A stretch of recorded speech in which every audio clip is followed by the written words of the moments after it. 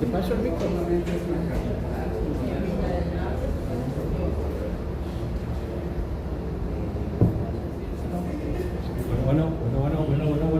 Bueno, pues muy buenos días, bienvenidos al auditorio de la Facultad de Letras y Comunicación.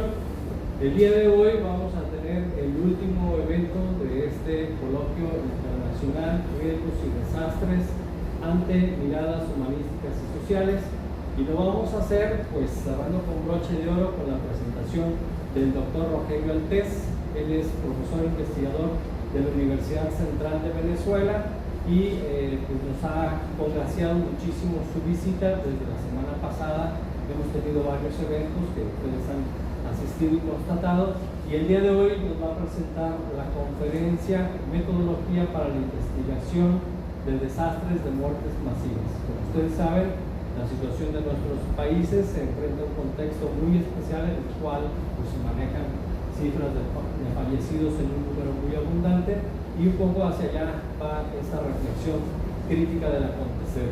Estamos muy felices de verdad de tenerlos en este auditorio, de que nos estén acompañando y también nos están siguiendo por medios virtuales, los compañeros que se encuentran a distancia. Y pues un poco de presentación al doctor Rogelio Altés. Ya les mencionaba que él es investigador de la Universidad Central de Venezuela, tiene más de 20 años dedicándose a la investigación sobre riesgos, sobre desastres, en distintos casos, con distintas miradas, con enfoque antropológico, con enfoque histórico.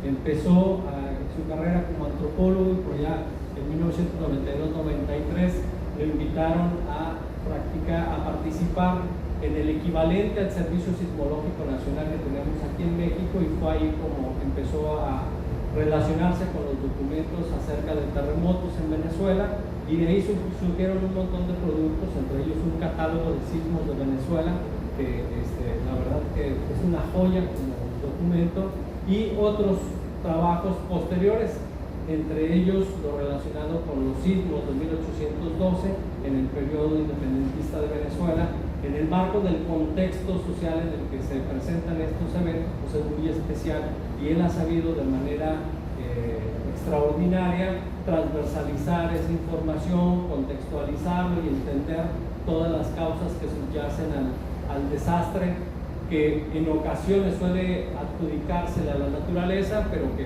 gracias a estudios con este enfoque antropológico histórico se identifica perfectamente que lo que está de fondo siempre es la sociedad. El elemento imprescindible en todos los desastres pues, es la sociedad y los contextos vulnerables en el que se desarrollan. Entonces, el doctor Rogelio Altés pues, ha publicado más de 60 artículos en revistas de investigación, ¿sí? Más de 6 libros de autoría personal, pero también en coautoría, también coordinaciones de libros, es editor de libros, de revistas también, y ha hecho estancias en distintos países, en distintas universidades. Estudió su doctorado en la Universidad de Sevilla y allá recibió la tesis cum laude, y además recibió el premio a la mejor tesis y recibió apoyo económico por ese premio muy bien merecido, y ya ha sido publicada la tesis como historia de la vulnerabilidad en Venezuela desde siglo XVI hasta el siglo XIX. Entonces imagínense la capacidad para reunir en un solo documento un periodo tan amplio y contextualizar la vulnerabilidad que se presentó en sus distintas manifestaciones. Entonces, trabajos como esos y trabajos también relacionados con otros fenómenos naturales han sido desarrollados por el doctor Altés. Pertenece también a distintas redes de investigación, entre ellas Alarmir, una red de seminarios sobre riesgo y desastres, en la cual participamos colegas de España, participamos colegas de México, de Venezuela, de Argentina, de Chile, de distintos lugares. Y además es integrante de la ahora en pausa Red Vulnerabilidad y Riesgo, que encabezaba nuestra querida doctora Isabel Campos Buenaga, y que por el momento se encuentra en pausa, pero que tenemos proyectos que se están realizando a la par y de los cuales están saliendo publicaciones y otros productos eventualmente.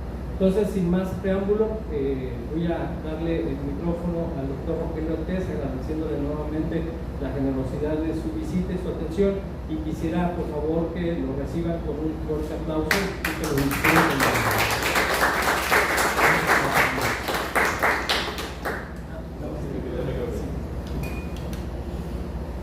Bueno, en primer lugar, agradecer a Ray, sobre todo por la oportunidad de poder estar aquí. Con Ray guardamos una cerrada amistad, pero sobre todo hay que destacar que son amistades que se fundan a partir de algo más que ser colegas y de poder compartir trabajos tan importantes como estos, en donde la sensibilidad es decisiva para poder construir miradas interpretativas que hagan abordar problemas como los que estallan con cada desastre. Para mí también es un honor, un gusto estar en una universidad. Como universitario, pues todas las universidades son nuestras casas, así que uno siempre se siente a gusto en contextos académicos.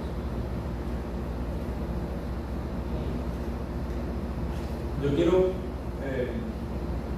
precisar antes de comenzar que desde luego se trata de un tema que parte de un problema fundamental, como es el hecho de tener más muertos de los que se puedan manejar en cada emergencia.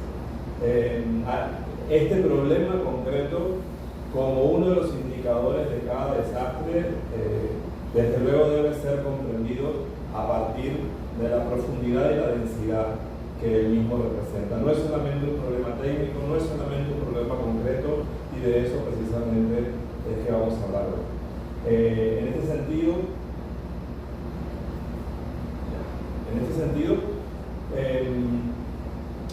la idea fundamental, y confieso que a pesar de que vengo trabajando el tema un buen tiempo, es la primera vez que voy a concentrar una propuesta por el estilo que sistematiza la aproximación al problema, ¿no? Básicamente estamos ante una situación, como lo veremos, que adolece de una conceptualización específica, y de eso también vamos a debatir aquí.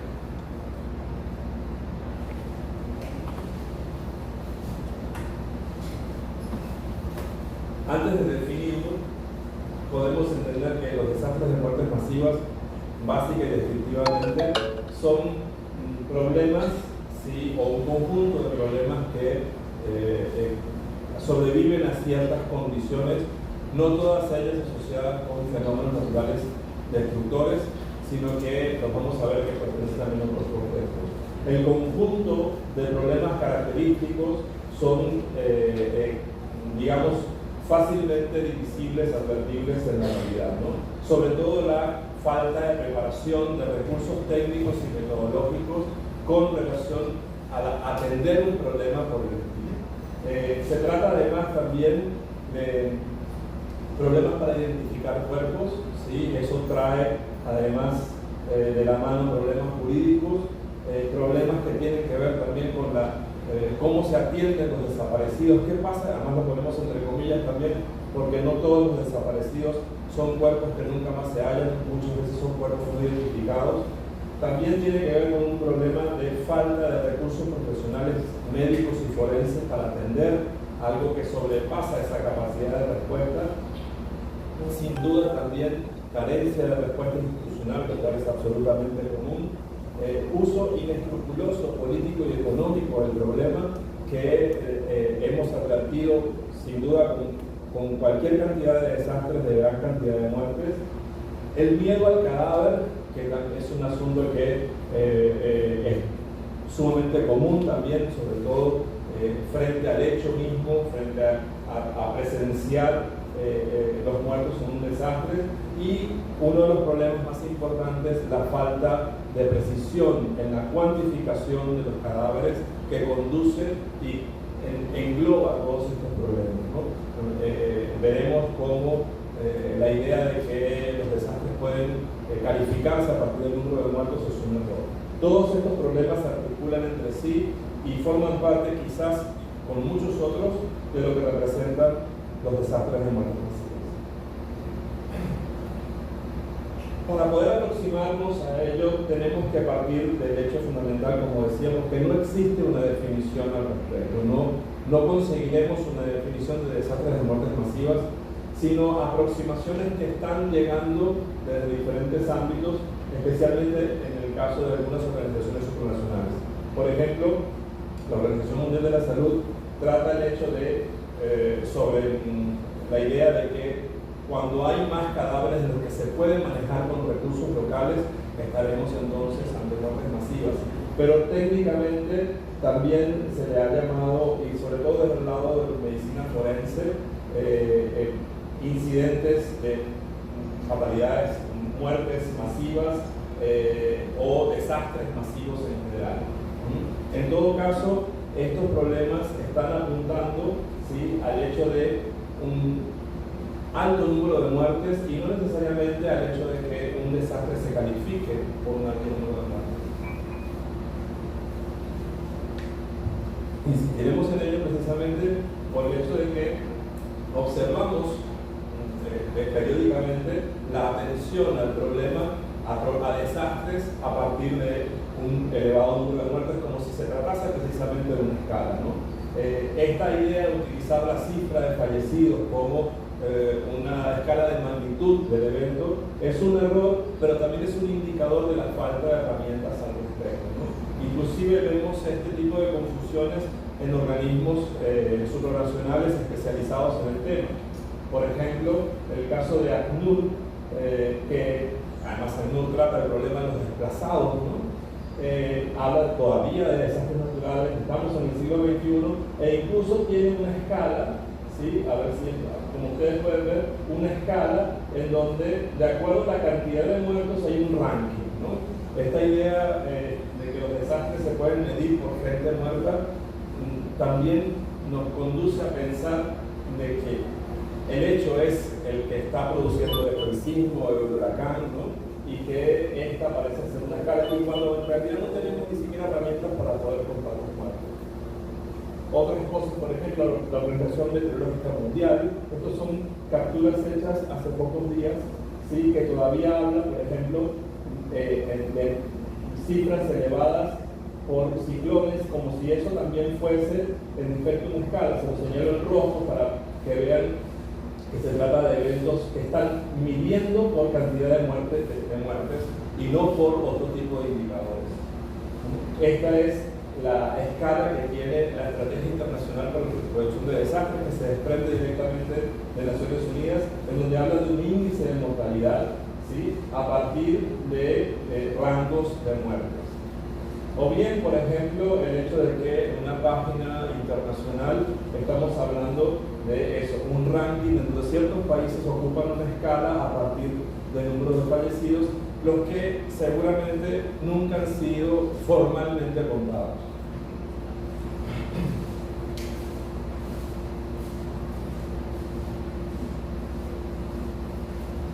Entonces, realmente el problema de las muertes, sí, es subyacente al desastre, pero no podemos asociar o calificar el desastre a partir de la cantidad de muertes. La importancia no está en el hecho de cuántas son, sino que efectivamente se hayan producido. Al mismo tiempo, entender que una aproximación analítica tiene que dejar de lado la utilización de la cifra. No es la cifra la que llama a la aproximación analítica, sino que el hecho mismo es el que debe llamar al análisis y luego tratar de precisar las cifras al respecto.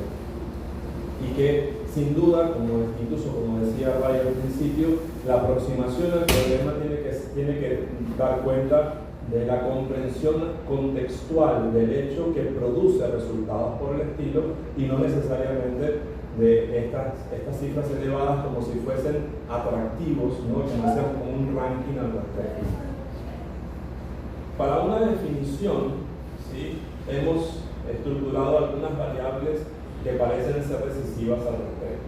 Por un lado, pensemos en un espacio geográfico determinado, por ejemplo una ciudad, una colonia, una región, luego una población específica que pudiésemos definir dentro de esa jurisdicción, muertes asociadas con un mismo evento. Esto es fundamental, lo cual también incorpora la temporalidad del evento, ya sea un evento súbito o un evento lento, o incluso problemas sociales.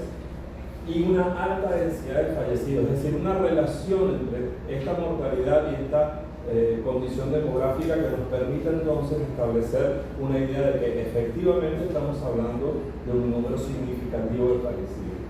Por lo tanto, esta relación espacio, población, tiempo, causa, con un resultado de alta densidad de muertes, podría conducirnos entonces, pensando en un evento en particular, en hablar de muertes masivas. En este sentido, y como decíamos al principio, podemos definir dos grandes grupos de problemas a atender. Uno, el que tiene que ver con el problema concreto, ¿no? Es decir, ¿qué representa esto específicamente? Por un lado, la falta de preparación. ¿Sí? Cuando no pensamos otra vez en lo que produce la cantidad de muertes, sino en cómo la cantidad de muertes supera la capacidad de control. En este caso, sí, seguramente, y aunque existan, la falta de aplicación de protocolos para el trato y el levantamiento del cadáver es fundamental. Esto sucede sobre todo en casos de emergencias en donde los que primero asisten son espontáneos o voluntariosos, como decía el otro día el compañero de Protección Civil, en donde básicamente el miedo al cadáver opera, y en muchos casos, y sobre todo cuando hallamos gran cantidad de muertes en espacios que quedan aislados por día, la gente termina incinerándolos por miedo al cadáver. Esto pasó, por ejemplo, en el tsunami de 2004 en el sur asiático, en donde se hicieron pilas de cadáveres, montañas de cuerpos que fueron incinerados simplemente por el temor al cadáver. Por otro lado, un aspecto fundamental en el trabajo con el levantamiento del cadáver, y es la individualización de los cuerpos para que puedan ser identificados. Esto significa que dentro del protocolo se recoge una cantidad de indicadores del cuerpo para que luego pudiesen ser identificados por familiares o por otro tipo de procesos. Disposición de fosas comunes, ya veremos después de qué se trata la fosa común en este caso, para exhumación e identificación. Significa que esa individualización va a permitir que sean enterrados en sitios que luego faciliten la exhumación para esa identificación. Y obviamente una prohibición de incineración, que es uno de los problemas más graves al respecto. Personal médico y forense capacitado para tratar este tipo de problemas, ¿no? No siempre los hay, y eso es fundamental porque estamos hablando del trato con el cuerpo en condiciones distintas a tenerlo en un laboratorio. Recursos técnicos como importante el tipo de transporte para poder llevarse los cuerpos, la refrigeración, contar con refrigeración móvil para poder conservarlos mientras se van a identificar. Quizás este tipo de cosas, yo sé que no es fácil muchas veces aproximarse a problemas por el estilo cuando uno lo está tratando técnicamente, pero esto nos puede pasar a nosotros dentro de 10 minutos o dentro de 10 años, pero nos puede pasar. Otro aspecto fundamental es contar, y esto sí es fundamental por el hecho de que no todas las sociedades lo tienen, bases jurídicas que puedan prevenir el problema y atender esto, sobre todo con relación al trato de los desaparecidos. Vamos a ver unos casos más adelante en donde esto ha sido fundamental y no ha sido resuelto, no solo por una falta de disposición jurídica, una base instrumental al respecto, sino también por el hecho de que se pasa por encima de esto. Evitar declaraciones irresponsables. Esto también lo vamos a ver en algunos ejemplos en donde algunas autoridades utilizan la idea de una gran destrucción que debe estar asociada con miles de muertes y salen a decir cosas antes de tener una herramienta fundamental de contabilización que es decisiva para esto, ¿no? Y debería, creo yo, penalizarse el uso inescrupuloso del problema.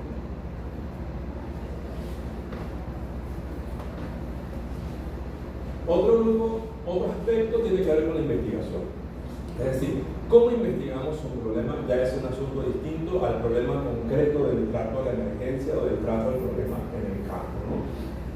Aproximarse a esto debe contar con un asunto fundamental, y es la distancia perspectiva. Yo no puedo resolver el problema con el problema encima. Yo necesito tener distancia para poder entender de qué se trata y aproximarme sistemáticamente al problema. En ese sentido, es fundamental la redescripción del evento.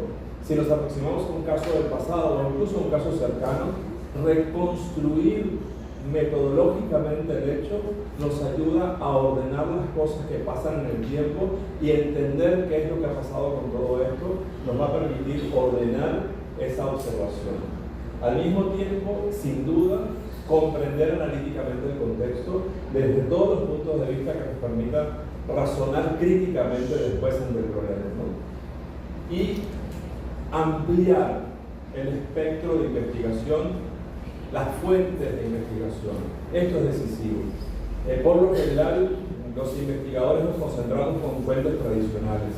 Para tratar esto hay que ir más allá de las fuentes tradicionales y hay que meterse en las morgues, hay que ir a los libros de registro del cementerio, hay que trabajar con todas aquellas organizaciones que han hecho recopilación de información por su parte y que no siempre trasciende a medios oficiales. Dentro de la preparación técnica y forense que estábamos hablando, hay aspectos que parecen elementales pero no se toman en cuenta o no han sido tomados en cuenta como recursos de preparación. Por un lado, deberíamos contar con saber a dónde vamos a enterrar preventivamente esa gran cantidad de cuerpos que vamos a hallar para que luego puedan pasar a un proceso de identificación a través de la exhumación. Esa disposición seguramente no existe en casi ningún lado.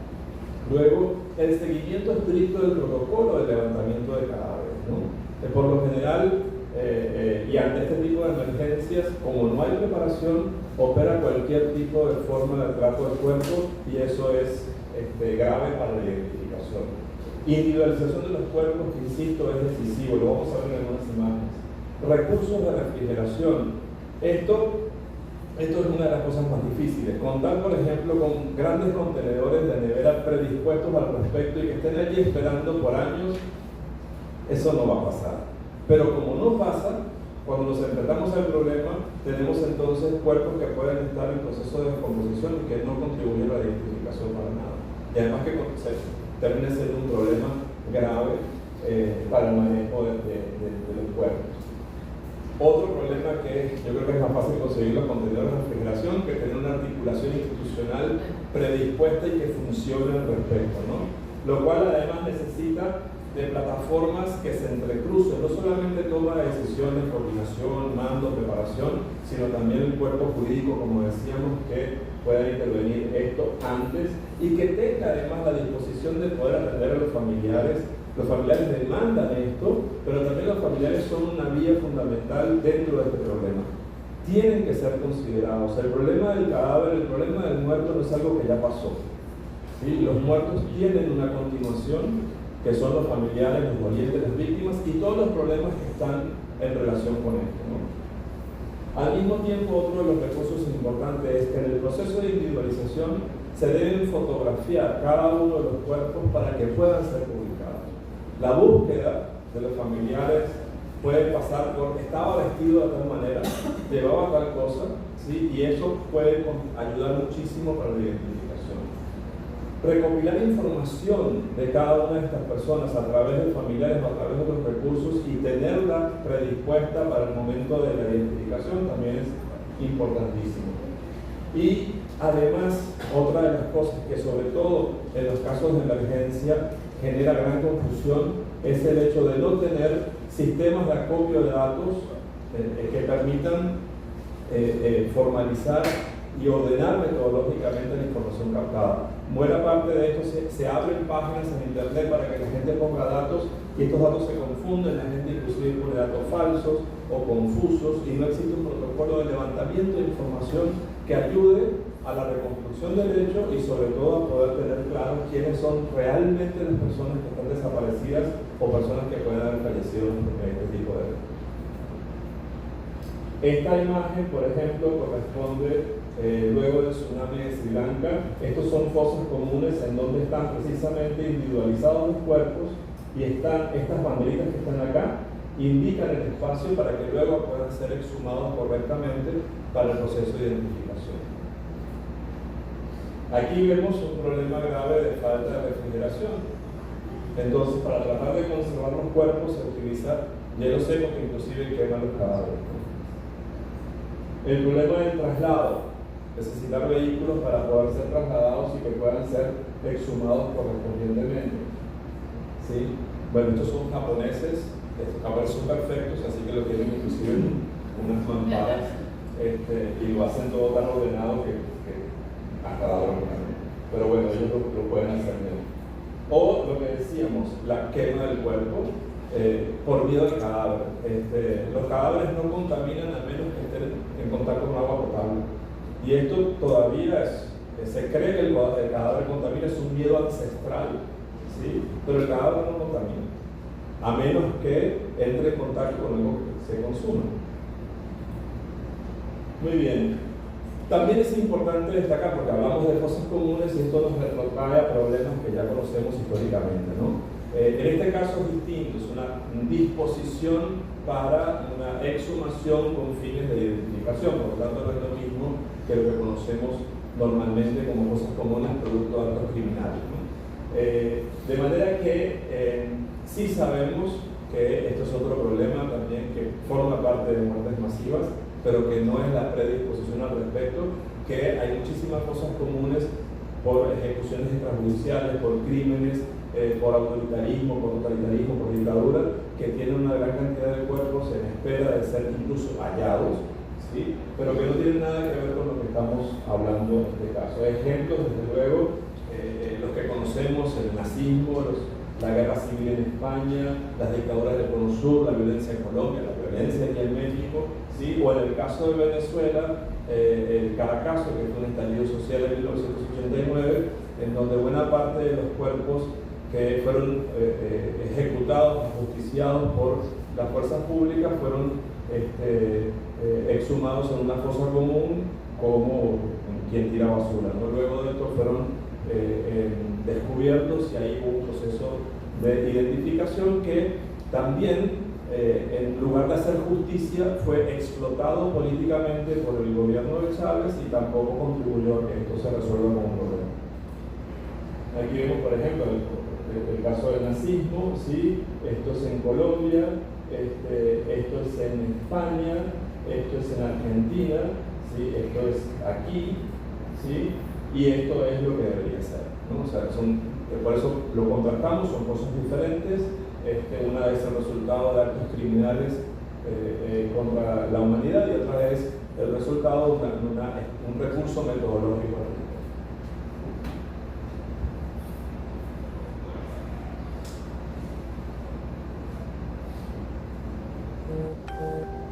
Y un poco de síntesis de lo que veníamos señalando, ¿sí?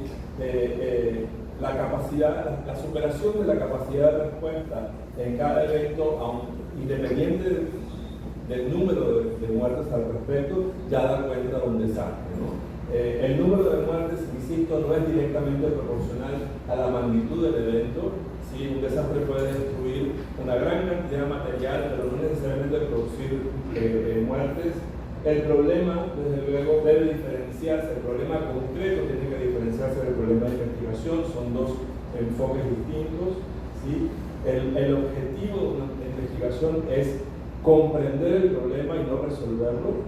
Esto también es una precisión académica fundamental. Puede sonar un poco desprendida, pero es importante tenerlo en cuenta porque si no, no contribuimos a la comprensión del caso, y esa solución es un problema institucional o político que desde luego la comprensión crítica del problema va a contribuir, pero no nos corresponde a nosotros, ¿no?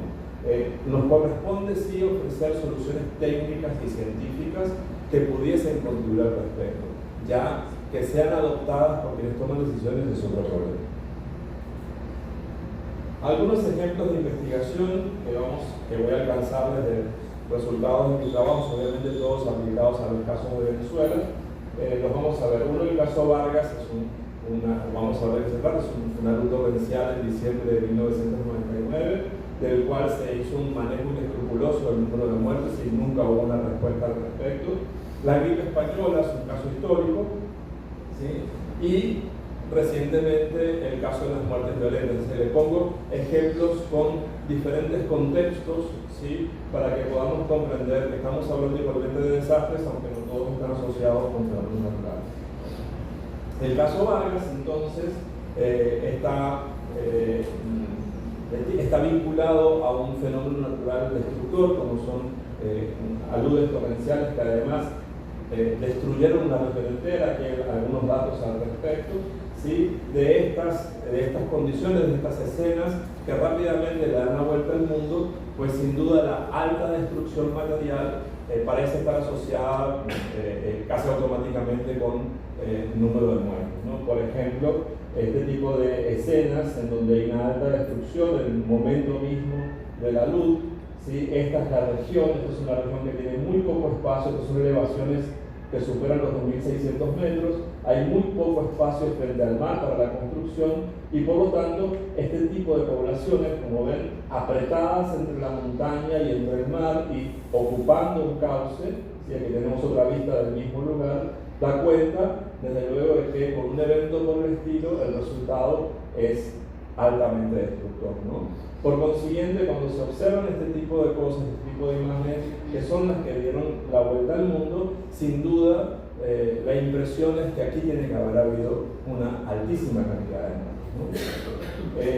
Por ejemplo, fíjense, esta es una zona residencial, todo esto son rocas, ¿sí? Lo que ven con rocas es que abajo había edificación. Este tipo de titulares de los medios de prensa contribuyen a la confusión. Por ejemplo, el titular, ¿no? Urnas y fosas insuficientes para soportar víctimas. Mientras vemos acá personas damnificadas 150.000, les puedo decir que en toda la región vivían 300.000 personas. La precisión demográfica del asunto contribuyó a comprender que este tipo de cifras inclusive estaban completamente exageradas. Damnificadas 150.000, afectadas 120.000, todavía no entiendo la diferencia entre una cosa y otra, pero bueno. Desaparecidos 7.000, fallecidos 250, ¿sí? Entonces, ¿por qué son insuficientes las urnas y todo lo demás? Solo entre 250 fallecidos cuando se estaban cavando 700. Fíjense que es la misma noticia, ¿no?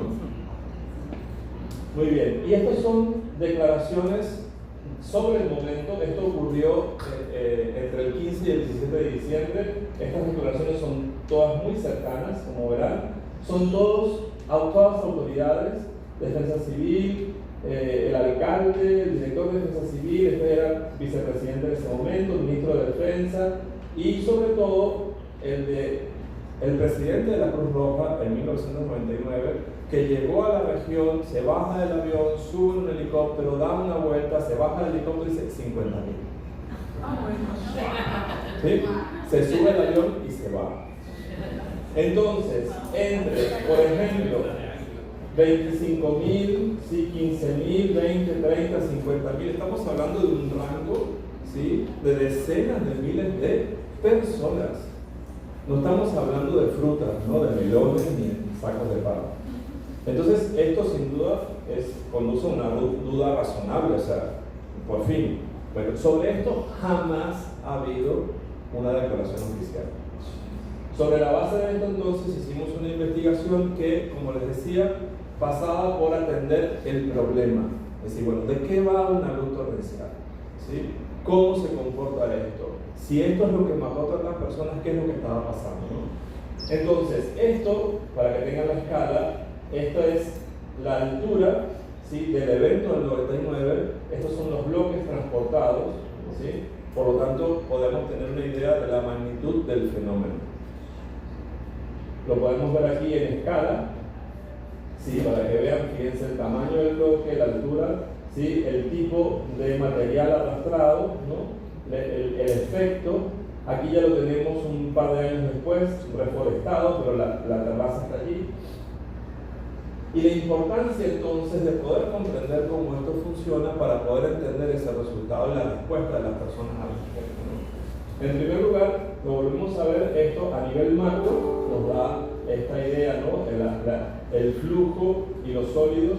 A nivel micro teníamos algunas terrazas encapsuladas que nos permitieron ver que incluso por el hecho de haber sido testigo directo del asunto, se trata de dos eventos, ¿sí?, de dos momentos dentro del mismo evento, ¿no? Y esos están aquí más o menos identificados en donde podemos ver diferentes grupos estratigráficos que dan cuenta de que durante 36 horas hubo 2 saludes, ¿no? Esta, decíamos, nos permitió comprender, además de poder ver, si quizás alguno de ustedes ha estado cerca de un desbordamiento del río, por ejemplo, en donde esto no es un terremoto que empieza a temblar y ya está, esto es progresivo, ¿sí?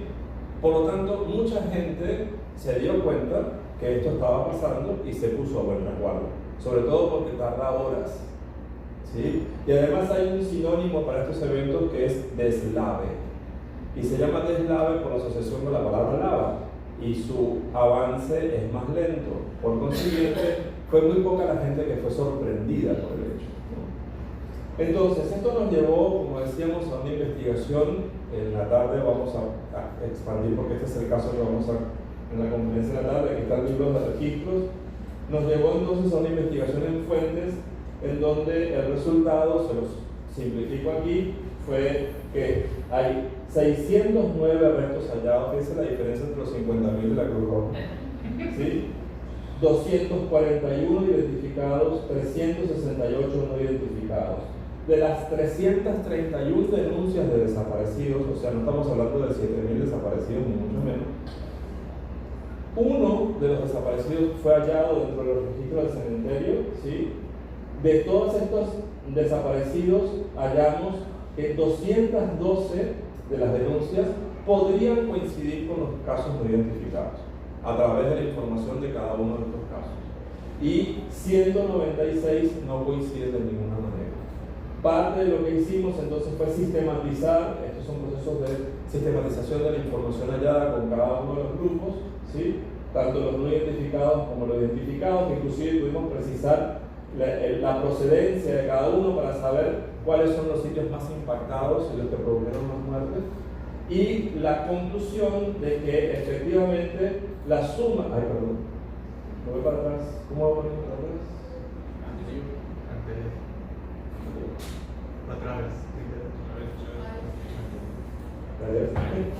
Que la suma de los restos hallados más la posibilidad de los que no tienen ninguna coincidencia nos daría un total de 805 personas. Pero para que esto no sea exacto, decir, bueno, mira, este es el resultado, punto final, pensamos en una probabilidad no estadística, y le damos un poquito más, por las dudas, ¿sí? De más o menos 850. Entonces, como resultado de la investigación, evidentemente ya nos dice del problema, por ejemplo, del uso inescrupuloso de la gran cantidad de muertes, que además eso tiene una diferencia fundamental. Un desastre de 500 personas es una palmadita en la espalda y que le vaya muy bien, pero si tenemos 25.000, ¿cómo no hay ayuda internacional y sus millones de euros? Parte de lo que hicimos entonces fue estas listas, que solamente, obviamente eso cada una tiene la totalidad que vimos atrás. Esa es parte del esfuerzo de investigación, en donde vemos el número correlativo, el número de protocolos, si tuvo estudio, la fecha del estudio, los nombres, las edades, el género, ¿sí? La causa de muerte, la procedencia, y si fueron enterrados, si tenemos el nombre del ladrillo que identifica en el cementerio, ¿no? Las sistematizaciones, que son lo que decimos arriba, las abreviaturas, y esta clasificación, ¿sí? De cuáles son las causas de muerte que hallamos en los registros de forense, ¿no? Inclusive algunos, como por ejemplo cirrosis alcohólica, que no se piensa, o sea, bueno, también está. La lista de desaparecidos, que la hacemos a partir de las denuncias y de los grupos de familias que se asociaron al respecto, que nos permiten, por supuesto, sistematizar la información, ¿no? Y esta, se la pongo un poquito más despacio, es la lista de desaparecidos bajo sospecha de vida. Y les dejo la imagen del helicóptero porque, como verán, los desaparecidos bajo sospecha de vida son todos menores de edad. ¿Y por qué bajo sospecha de vida? Porque los padres dijeron, yo puse a mi hijo en el helicóptero del ejército, que lo que no recoge. ¿Sí? Y solo son 20 personas, o sea, 20 menores que desaparecieron porque evidentemente fueron secuestrados, ¿no? Parte de lo que el problema de las muertes masivas también tiene que ver con un problema concreto, como decíamos hace rato, ¿sí? La confusión, la falta de coordinación, la falta de orden al respecto permite que, entre otras cosas, se trafique con gente.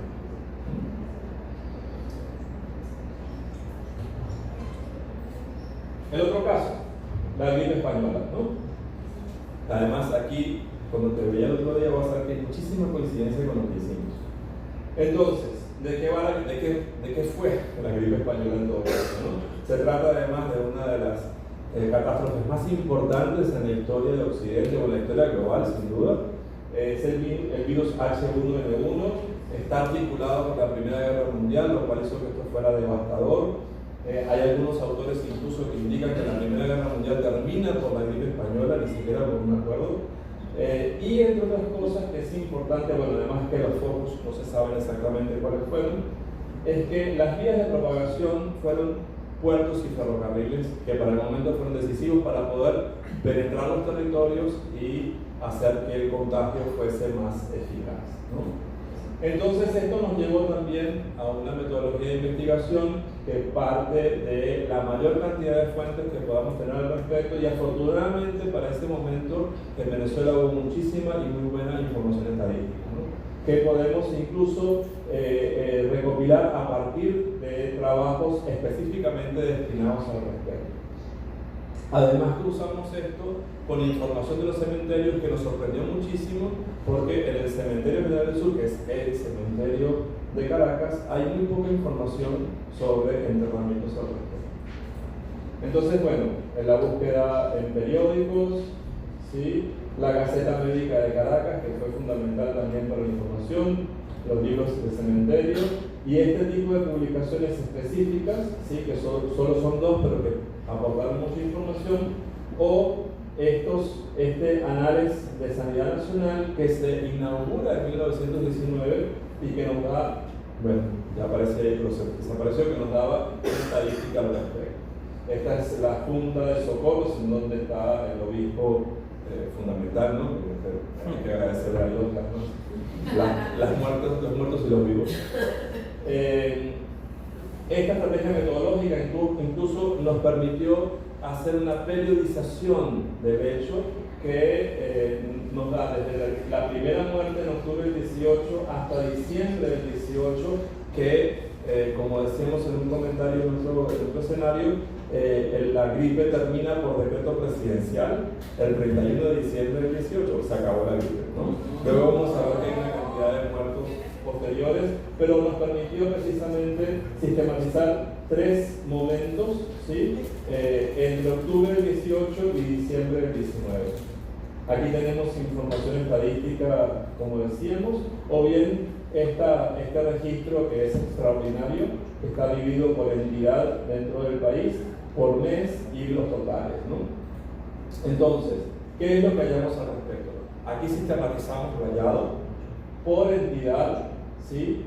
Los meses desde octubre del 18 hasta diciembre, cada uno de los periodos y los totales, ¿no? Entonces, cada uno de los periodos y los totales al respecto, que nos permitieron hacer incluso una distribución tanto en gráfico, ¿sí?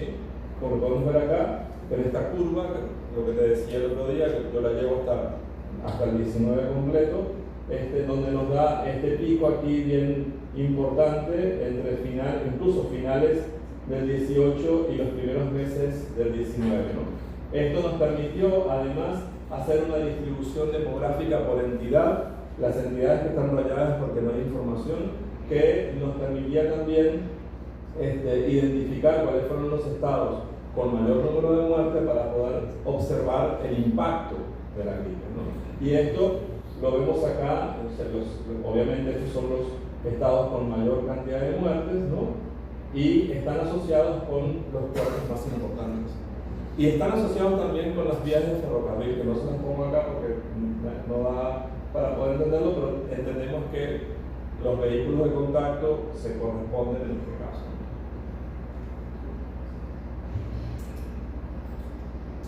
Y aquí lo vemos ya otra vez por entidad, por periodo, y finalmente lo que representa el total sobre el total de la población. Es prácticamente el 1% de la población nacional el que falleció por gripe española.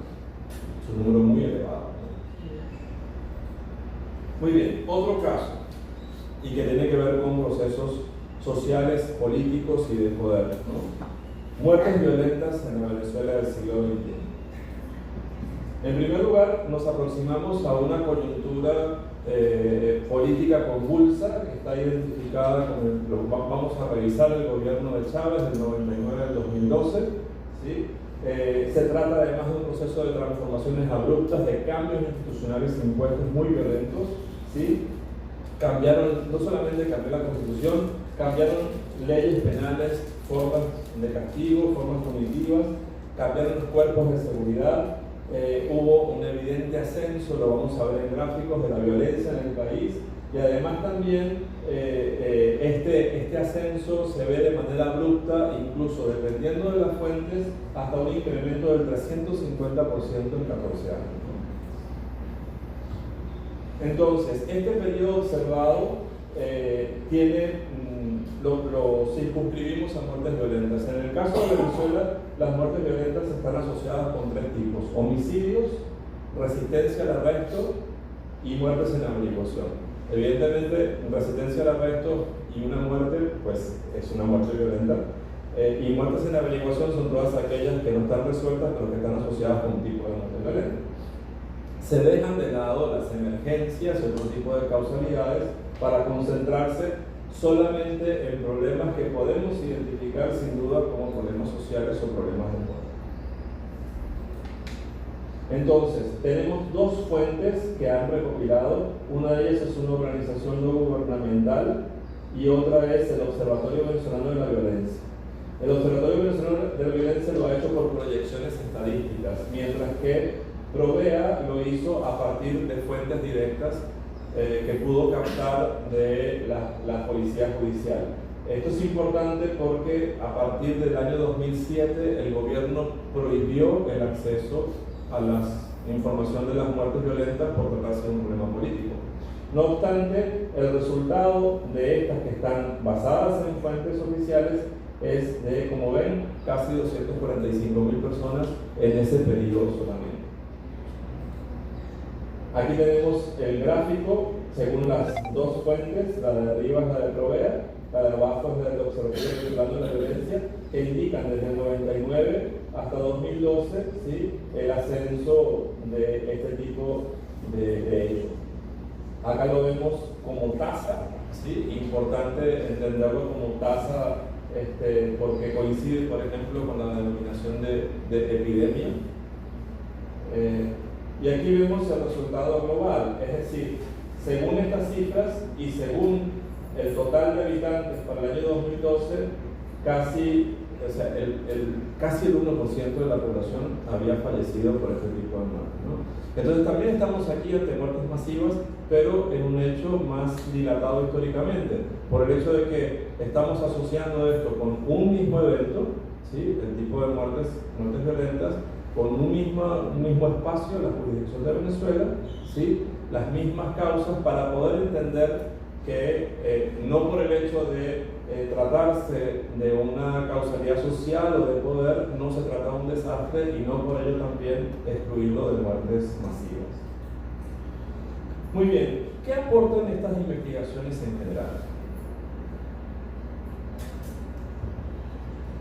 En primer lugar, decíamos la comprensión analítica de los desastres de muertes masivas, no solamente el hecho de poder identificarlos desde el punto de vista de una cifra, ¿sí? Al mismo tiempo, la importancia de cuantificar las muertes para poder comprender concretamente de qué estamos hablando y no estar tirando cifras redondas, ¿sí?, cuando estamos hablando de personas. La distribución demográfica y estadística de esto es fundamental para poder tener una relación de la sociedad en concreto sobre espacios específicos, sobre cifras relativas, para poder también entender de qué va el asunto. La identificación de los fallecidos, insisto, estamos hablando de personas y esto necesita fundamentalmente un respeto, ¿sí? Que en este caso parte de una investigación analítica y que también es una forma de responder académicamente a aquello a que las instituciones no responden, ¿no? La precisión sobre los cuerpos no identificados, como veíamos, la posibilidad de incorporar en cuerpos no identificados la demanda de desaparecidos también es muy importante. Dejar de especular con desaparecidos en casos de desastres por el hecho de que esto puede contribuir sin duda al uso inescrupuloso, ¿sí? Para poder obtener financiamiento, por ejemplo, o simplemente para darle un uso político a la cifra. ¿Sí? La confiabilidad de los resultados sobre la base de fuentes consultadas que sean el resultado de una aproximación metodológica y no simplemente un redondeo. La información crítica de cada caso de estudio para poder entender entonces esos resultados de procesos de investigación que proceden de análisis. Y quizás para mí la más importante, el respeto a dolientes y víctimas que en muchos casos quedan perdidos dentro de la inescrupulosidad gubernamental. Bien, para ir finalizando entonces, decíamos, el número de muertes no puede seguir siendo utilizado como escala para desastres. No podemos hablar de, es un desastre de 20.000 muertos, este es uno de 100.000, porque no tiene sentido, además es un irrespeto, ¿no? Los familiares de las víctimas, ¿sí?, tienen todo el derecho de contar con una respuesta formal, institucional al respecto y están en el derecho de demandarla. Este tipo de eventos, este tipo de problemas, los desastres de muertes masivas, están esperando por una definición técnica que permita entonces precisarlos analíticamente, pero también precisarlos como problema en todos los sentidos, ¿no? Y es necesario, considero, que se construyan plataformas jurídicas e institucionales, tanto específicas como generales, que puedan prevenir el problema y que puedan disponer de decisiones al respecto antes para que esto pueda ser tomado en cuenta sobre el problema. Y en todo caso, sin duda, por lo que vimos en cuanto al problema concreto, es imperativo que cada gobierno local, regional, nacional pueda disponer de recursos e infraestructura al respecto para responder eficazmente, eficientemente ante cada uno de estos problemas. Queda claro que ninguna sociedad, y sobre todo en América Latina, se puede salvar de un problema como este. Esto no puede esperar a la vuelta de la esquina con cualquier evento. Al mismo tiempo, esta producción de problemas, ¿sí?, que estamos teniendo histórica y socialmente en América Latina debe ser entendido como un problema de la propia sociedad. Es algo producido por la propia sociedad. No son eventos externos, no es ni el fenómeno natural ni una amenaza extranjera. Somos nosotros los que estamos produciendo esto y sobre la base de esto debemos atenderlo críticamente.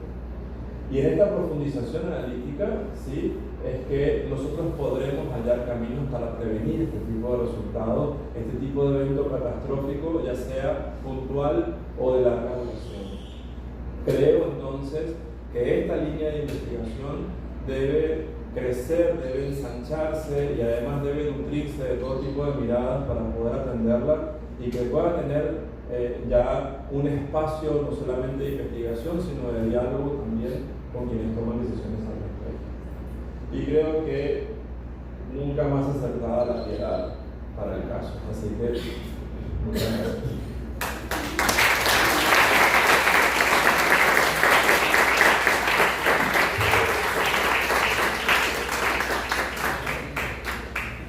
Bien, pues, bueno, pues muchísimas gracias por esta extraordinaria conferencia, de verdad, Rogelio, con muchísima lucidez, claridad analítica y una propuesta bien interesante para analizar estos problemas que, como tú bien nos señalas, nos afectan a todas las sociedades y que todas las sociedades los hemos vivido en algún momento. Actualmente México está pasando una situación muy particular con muchos otros países de Latinoamérica y entonces esta propuesta metodológica que tú haces es sumamente pertinente. Entonces, en este marco del 80 aniversario de la Universidad de Colima, del 40 aniversario de la Facultad de Letras y Comunicación, la verdad que poder contar con tu presentación, gracias al apoyo del Colegio Mexicano de Profesionales en Gestión de Riesgos y Protección Civil, de la propia Facultad de Letras y Comunicación, pues ha sido extraordinario tenerte por aquí. Entonces, a continuación vamos a abrir un espacio para preguntas y respuestas por parte del público. Siéntanse con toda la comodidad de preguntar lo que consideren pertinente y Rogelio les contestará. Bien, yo mano levantadas, vamos a la doctora Ana, por favor. Sí, buenos días. Me felicito por su exposición. Realmente me da muchísimo gusto que en la universidad y gracias al doctor Raya, a la facultad, podamos escuchar este tipo de temas, lo digo sin meterle política al asunto, ¿no? Como colega, gracias, qué bueno que nos traigan este debate, porque se me enchina la piel, me sensibilizó bastante. Mi pregunta tiene que ver con este discurso metodológico que creo que para los estudiantes y los colegas nos ayuda mucho, porque hablamos mucho de